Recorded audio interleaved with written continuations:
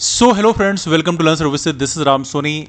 इस समय ये न्यूज़ काफ़ी चर्चा में है कि तीसरी संतान के कारण सरकारी नौकरी से बाहर निकाला जा रहा है। वेल देखिए, कई सारे ज़िलों से ऐसी इन्फॉर्मेशन आ रही है कि सरकारी नौकरी से बाहर निकालने की शुरुआत हो गई है। आने वाले कल में आपको बहुत चौंकाने वाले आंकड़े मिल सकते हैं। नियम क्या बोलते हैं, हम इसके बारे में चर्चा करेंगे, लेकिन साथ में जो सत्तारूढ़ दल हैं उन्होंने नियम तो बना दिए सरकारी नौकरों के लिए, लेकिन अपने खुद के विधायकों की यदि हम बात करें तो उनके विधायकों के घर में 3-3, 4-4, 5-5 बच्चे हैं, तो खुद के लिए नियम नहीं बनाया, मतलब उन्होंने दोहरा मापदंड अपनाया है। ये आंकड़े क्या बोलते हैं, हम इनके बारे में चर्चा करेंगे, लेकिन उससे पहले नियमों के बारे में देख लेते हैं। देखिए, यहाँ पर ये मंडला ज़िले का ऑर्डर है, हालांकि अब तो पूरे राज्य के लिए ही है, लेकिन यहाँ पे आप देखेंगे, यहाँ पे ये कट ऑफ डेट लिखी है 26 जनवरी 2001। इसके पश्चात तीसरी संतान है तो उस कंडीशन में आपके ऊपर अनुशासनात्मक कार्रवाई की जाएगी, और छोटी मोटी कार्रवाई नहीं है। यहाँ पे लिखा है, यदि आपके घर में 26 जनवरी 2001 के बाद तीसरी संतान हुई है तो आप किसी शासकीय सेवा या पद पर नियुक्त के लिए अपात्र माने जाएंगे, और यदि आप किसी शासकीय सेवा में हैं तो आपको पद से पृथक कर दिया जाएगा, मतलब आपको पद से हटा दिया जाएगा। इवेंटली बहुत सारे केसेस भी हैं। अब मैं एक आध दो केस आपको दिखा देता हूँ। यहाँ पर ये मामला है विदिशा ज़िले का, जहाँ पर इन्हें नौकरी से पृथक कर दिया गया है बिकॉज इनकी तीसरी संतान 26 जनवरी 2001 के बाद जन्म ली, एंड दैट्स वाई इनको नौकरी से अलग कर दिया गया। तो ये काफ़ी क्रिटिकल कंडीशन आने वाले कल में पैदा करेगी, बिकॉज अब ये सी बात है, एक नया डिस्कशन शुरू हो गया कि मान लो किसी की उम्र 50 साल है, उसके 3 या 4 बच्चे हैं, उसका बड़ा बेटा मान लो 25 साल का है, 20 साल का है, अब वो हायर एजुकेशन की ओर जा रहा है, इंजीनियरिंग, मेडिकल, जो भी पढ़ाई कर रहा है। हमारे यहाँ हायर एजुकेशन कितना महंगा है ये मुझे बताने की ज़रूरत नहीं है, ये आप सभी लोग ऑलरेडी वाकिफ़ हैं। एक ऐसे वक्त में जबकि उसको उस नौकरी की सबसे अधिक ज़रूरत है, आप उसी वक्त उसको नौकरी से हटा दीजिए। सोचिए वो परिवार की हालत क्या होगी, ये आप कल्पना भी नहीं कर सकते। तो ये नियम सरकारी सेवकों के लिए हैं। हालांकि सरकारें बड़ी चापलूस हैं इस मामले में, उन्होंने आपकी पेंशन भी बंद कर दी, लेकिन अपने विधायकों और सांसदों की पेंशन चला रखी है। अपने विधायकों और सांसदों के लिए 3 बच्चे का नियम भी नहीं बनाया है, लेकिन आम आदमियों के लिए बना रखा है, सरकारी सेवकों के लिए। यदि आप ये कहो कि नहीं नहीं, इससे देश का बर्डन कम होता है, देखो, जो शासकीय सेवक होता है उसे अपने बच्चों को पैसे दे के पढ़ाने पड़ते हैं, उन्हें कोई सब्सिडी या फैसिलिटी नहीं मिलती, उन्हें प्रॉपर फीस पे करनी पड़ती है। Apart from that health facility भी उनको कोई वहाँ सब्सिडी नहीं मिलती, उनको सारा पेमेंट पे करना पड़ता है। कोई आयुष्मान भारत योजना जैसी योजनाओं को उन्हें बेनिफिट नहीं मिलता। तो कहीं ना कहीं यहाँ पर ये एक बड़ा कंसर्न आने वाले कल में ये होगा कि यदि बल्क में लोगों की नौकरियाँ जाएंगी तो ये एक बड़े असंतोष को जन्म दे सकता है।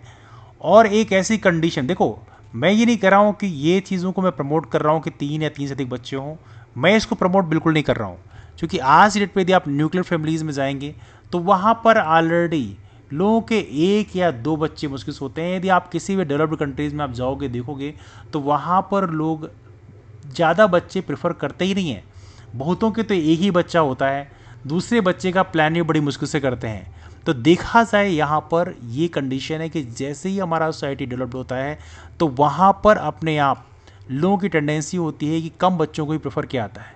लेकिन यदि किसी के बच्चे हैं और उसको 20-25 साल की सेवा के बाद नौकरी से ज़बरदस्ती हटा दिया जाए तो ये एक प्रकार का बहुत ही क्रुएल्टी कह सकते हैं हम इसे। बिकॉज आपको चेक करना तो स्टार्टिंग में चेक कर लेते हैं, लेकिन 20-25 साल की सेवा के बाद यदि आप किसी को हटा रहे हैं तो ये अपने आप में एक क्रुएल्टी बना सकता है। ये एक नए डिबेट की शुरुआत है। आपके ओपिनियन क्या, आप नीचे कमेंट करके जरूर बताएं। हालांकि ये मामला कई जगहों में इस समय है, लेकिन यदि हम बात करें सरकारों के खुद के आंकड़े की बात करें तो उत्तर प्रदेश में यदि आप देखें तो 50% MLA हैं जिनके 3 या 3 से अधिक बच्चे हैं। तो ये आंकड़े हमें इस तरह से दिखा रहे हैं कि बहुत सारे ऐसे विधायक हैं जिनके 3, 4, 5, 6, 7, 8 बच्चे तक हैं, जो अपने आप में एक बड़ा कंसर्न क्रिएट करता है। तो उन्हें खुद के लिए भी थोड़ा नियम बनाना चाहिए।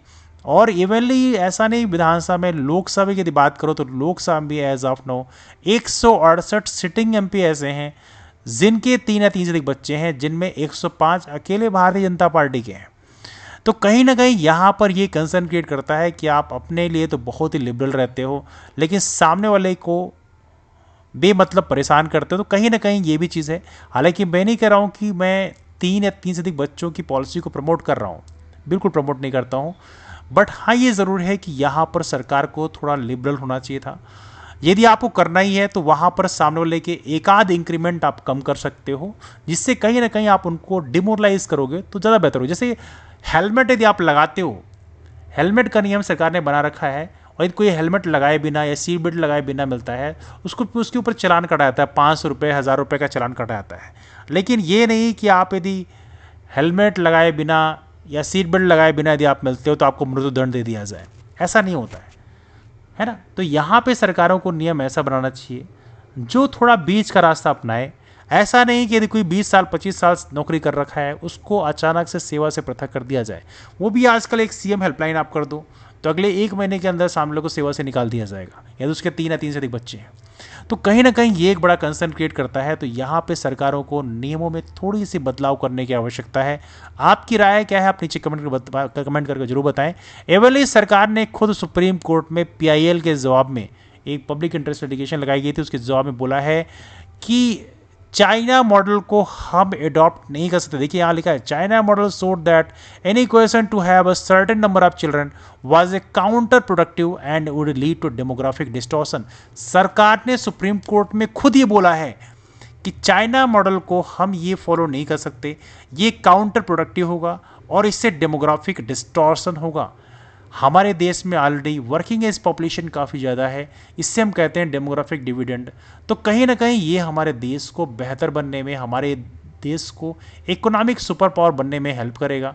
यदि उन लोगों को, अपने वर्किंग एज पॉपुलेशन को हम प्रॉपर तरीके से स्किल्ड कर पाएँ तो it will help us a lot. तो यहाँ पर कहीं ना कहीं सरकार ने खुद ये स्टेटमेंट दिया है। और ऐसी कंडीशन में यदि वो 2 चाइल्ड पॉलिसी को इस तरह से प्रमोट करते हैं कि जो गवर्नमेंट एम्प्लॉयज़ है उनको फोर्स करें कि नहीं तुम्हें सरकारी नौकरी से निकाल दिया जाएगा, तो सरकार के दोहरे मापदंड को ये दिखाता है। एवनली सरकार ने खुद लोकल बॉडी इलेक्शन से, मतलब पंचायती राज सिस्टम से सन 2005 के बाद ये 2 चाइल्ड पॉलिसी, 2 बच्चों की जो नीति है उसको बाहर निकाल लिया, मतलब उससे अलग कर दिया। एवं सुप्रीम कोर्ट में भी देखा जाए तो ये मामला गया था, वहाँ पर भी देखा जाए तो कुछ पेनाल्टी, मतलब पद से निकाला नहीं गया, बल्कि यहाँ पे आप देखोगे मध्य प्रदेश का मामला है, जुडिशरी का मामला है, इसमें कुछ 2 या 3 इंक्रीमेंट विदहेल्ड कर दिए गए थे। तो ऐसे आप कर सकते हो, लेकिन पदच्युत कर देना, सर्विस से निकाल देना, ये कहीं मेरे को जेन्युइन नहीं लगता। लेकिन फिर भी आपकी राय क्या है, नीचे कमेंट करके जरूर बताएं। एक ऐसे वक्त में जहां पर विधायक सांसदों ने खुद के लिए कोई नियम नहीं बनाए हैं, लेकिन शासकीय सेवकों के लिए ऐसे क्रिटिकल नियम यदि बनाए जाते हैं, तो क्या ये एक बेहतर देश के लिए अच्छा माना जाएगा? आप क्या राय है, आप नीचे कमेंट करके जरूर बताएं। मुलाकात करते हैं फिर, तब तक के लिए bye bye and take care.